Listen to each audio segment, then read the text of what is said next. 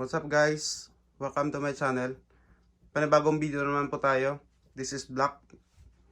And topic po natin ngayon ay tungkol sa feedback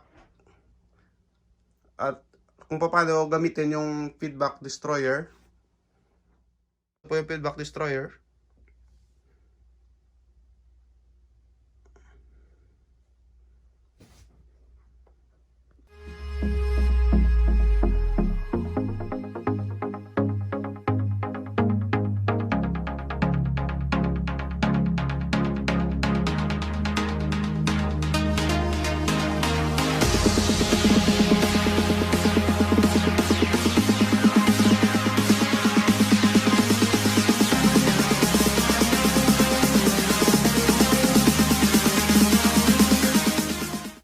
May dalawang ways po yung paggamit nitong feedback destroyer. Yung una, as insert. Bali, kailangan mo ng Y cable o insert cable. Yung katulad nito. TRS yung dulo at saka TS.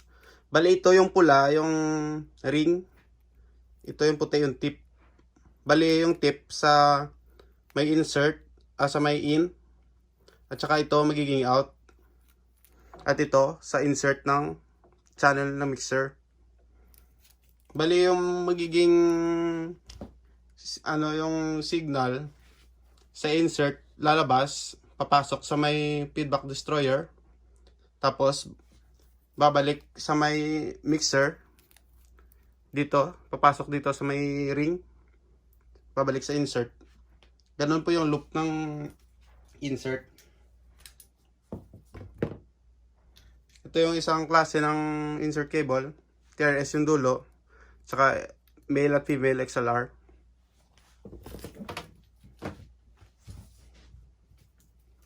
Ganito po yung pag-input. Pag-input sa may unit natin.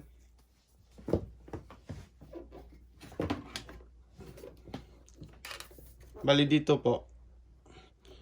Isang channel lang po yung gagamitin ko. Input sa left. Yung puti dito, input. Tapos yung pula sa out. Tapos yung dulo nito, yung ito, dito sa may insert na mixer. Yan.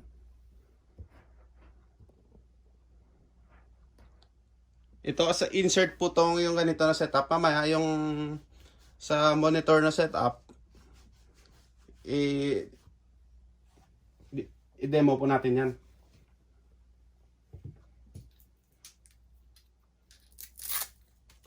Kung ganito naman yung cable mo, kung XLR naman, ganun din. Tulad nito yung XLR, ganun pa din. Sa right naman tayo.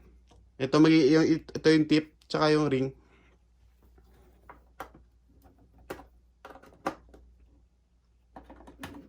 Ayan. Tapos,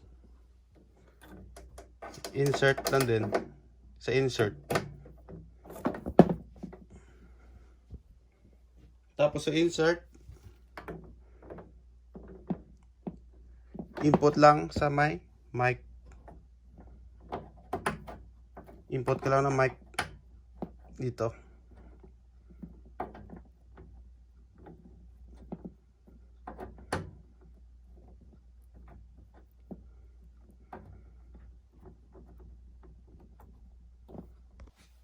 Yan na po yung setup natin. Ito yung sa insert. Papunta sa may feedback destroyer. Tapos ito yung mic natin. Channel 1 lang po yung nilagyan natin ng feedback destroyer. Yung labas po ng sound natin dito pa rin po sa out. Bali yung channel 1 lang po na may insert, yun lang po yung magiging function ng processor natin, feedback destroyer. Hindi po apektado itong ibang channel. Bali, channel 1 na po.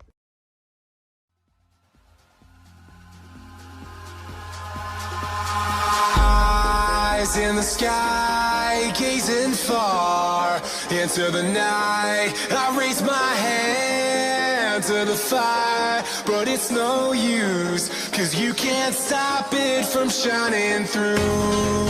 It's true, baby, let the light shine through. If you believe it's true, baby, won't you let the light shine through for you.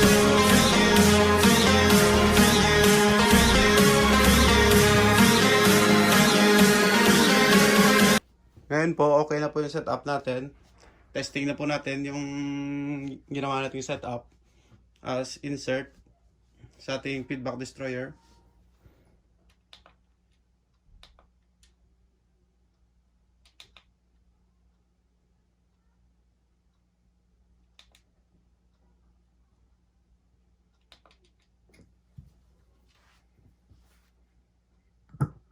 Mic check 1. Mic check. Mic check 1, 2. Mic check.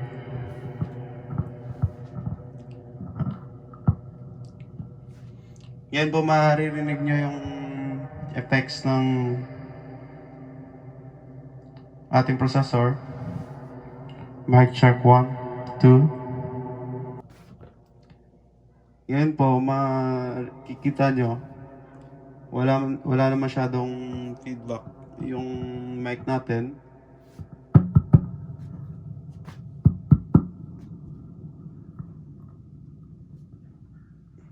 Yung speaker natin, hindi na masyado feedback. Sa mga nagbabalak po bumili, ganun lang po yung setup as insert. Yung next po na setup ay para sa monitor. Kung gusto nyo gamitin yung feedback destroyer as monitor, i-demo ko po ngayon. Kung gagamitin naman po itong feedback destroyer as monitor, yung magiging setup po natin ay dito po yung monitor out. Dito tayo kukuha ng signal sa monitor. Dito monitor. Tapos input tayo dito sa may dito. Mag-input tayo sa may left channel.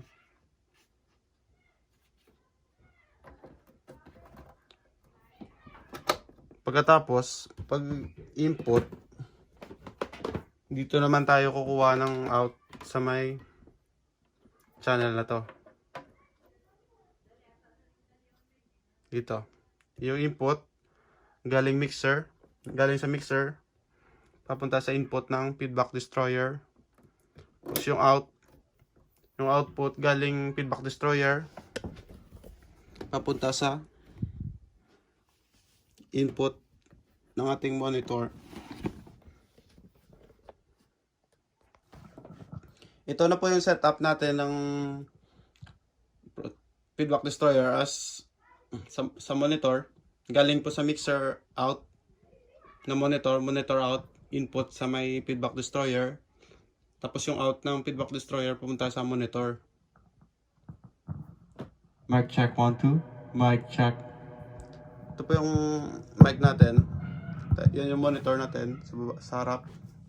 Kahit po ilapit natin, no, wala na masyadong feedback. Mic check 1. Mic check 1, 2. Mic check. Sa susunod ko po pala na video ay gagawa ako ng tutorial kung paano gumawa ng insert cable na to. Bali ito yung tip tsaka ring tsaka yung TRS.